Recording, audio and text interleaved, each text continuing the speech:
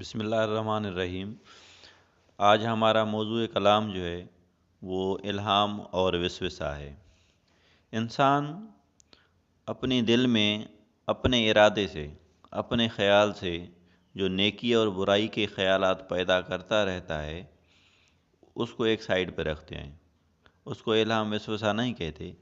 الہام اور وسوسہ یہ ہے کہ بغیر ارادے کے، بغیر خیالات کے اضطراری کیفیت میں خود بخود یعنی خود بخود دل میں نیکی کا خیال پیدا ہونا، اس کا نام الہام ہے۔ اور وہ جو نیکی کا خیال پیدا ہوا اس کے خلاف پروپیگنڈا جو پیدا ہو اس کو وسوسہ کہتے ہیں۔ اور جو الہام ہے وہ اللہ تعالیٰ کی طرف سے ہوتا ہے، اور جو وسوسہ ہے وہ شیطان کی طرف سے ہوتا ہے۔ تو جس طرح اللہ تعالیٰ نے قرآن مجید میں فرمایا فَأَلْهَمَهَا فُجُورَهَا وَتَقْوَاهَا، اور زخرف سورت جو ہے اس میں اس کا مفصل بیان موجود ہے۔ تو اس کی مثال بھی ہے، جس طرح حضرت ابراہیم علیہ السلام کو جو ہے الہام ہوا کہ اپنے بیٹے، اپنی پیارے میں پیاری چیز کو قربان کرو، پھر وہ جب قربان کرنے نکلے تو وہ جو نیکی کے خلاف پروپیگنڈا پیدا ہو رہا تھا، وسوسے پیدا ہو رہے تھے شیطان کی طرف سے کہ نہیں آپ کا جوان بیٹا ہے، آپ بوڑھے ہیں، اس قسم کے جو دلائل ہیں وہ دے کر جو وسوسہ پیدا کر رہا تھا وہ شیطان تھا، وہ شیطان کی طرف سے وسوسے ہی تھے۔ تو یہ جو انسان ہے یہ دلائل کے آگے جھک جاتا ہے۔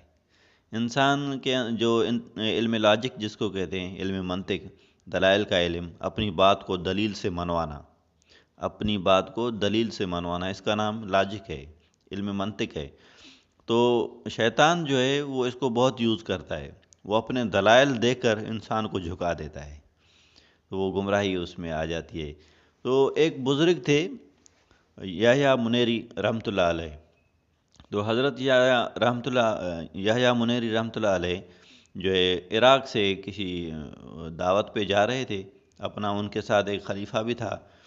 وہ جب شہر سے نکل رہے تھے تو اس وقت اس خلیفے نے پوچھا مرشد کریم سے کہ پیر و مرشد ہمیں بتائیے کہ الہام کیا ہے اور وسوسہ کیا ہے۔ تو بزرگ نے فرمایا کہ ہم جب جس دعوت پر چل رہے ہیں، جب ہم وہاں پہنچیں گے تو پھر جو ہے میں آپ کو اس کا جواب دے دوں گا، فی الحال صبر کرو۔ تو وہ جو خلیفہ تھا وہ صبر اس نے چپ کر لی اور نکل پڑے سفر پر۔ جیسے شہر سے باہر نکلے تو ڈیزرٹیڈ ایریا تھا اور واریاسی علاقہ تھا، ریت تھی، بہت سخت گرم تھی، دونوں پاؤں ننگے تھے دونوں کے، کوئی چپل وغیرہ نہیں تھی۔ تو اس پر آپ دونوں سفر کرنے لگے تو پیر صاحب کے بھی جو ہے پاؤں گرمی کی وجہ سے جلنے لگے، اور وہ جو خلیفہ تھے ان کے پاؤں بھی جو ہے وہ جلنے لگے۔ تو خلیفے کے دل میں خیال پیدا ہوا کہ میرے کاندھے پر جو چادر ہے اس کو میں دو حصے کرتا ہوں، ایک مرشد کریم کو دیتا ہوں وہ اپنے پاؤں پہ لپیٹ لیں، ایک میں لپیٹ لیتا ہوں، یہ تو سفر جو ہے ہمارا وہ صحیح گزر جائے گا، پھر اللہ تعالیٰ ہمیں چادر اور دے دے گا۔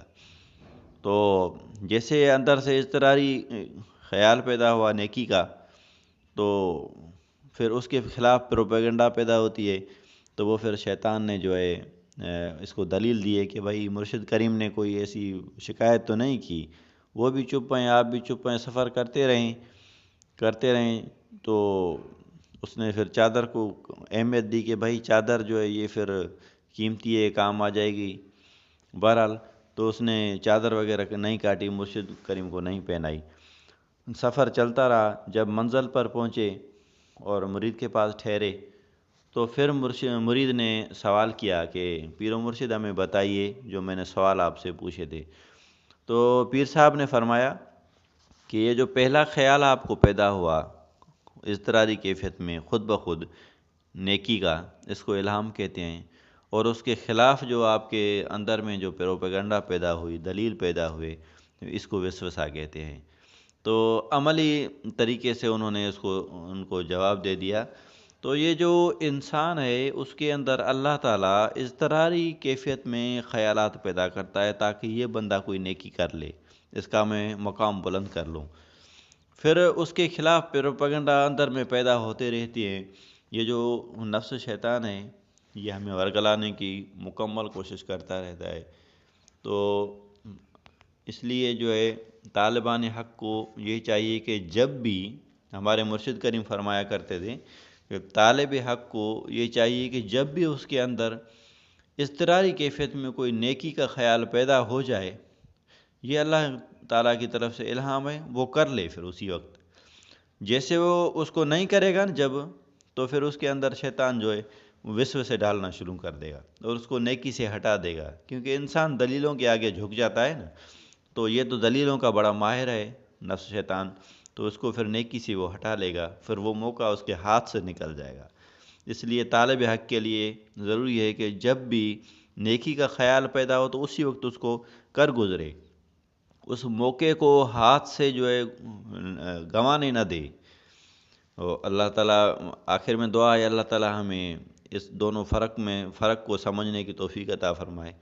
جس طرح حضرت مولا علی مشکل کشا نے فرمایا ہے کہ من عرف نفسہ فقد عرف ربہ، تو یہ جو وسوسے کے خیالات نفس پیدا کرتا ہے، جس نے اس کو سمجھ لیا نا، تو وہ اپنے اللہ تعالیٰ کی ذات کو سمجھ لے گا۔ یعنی جس نے اس وسوسے کو سمجھا تو الہام کو خود بخود سمجھ لے گا نا۔ وما علینا الا البلاغ۔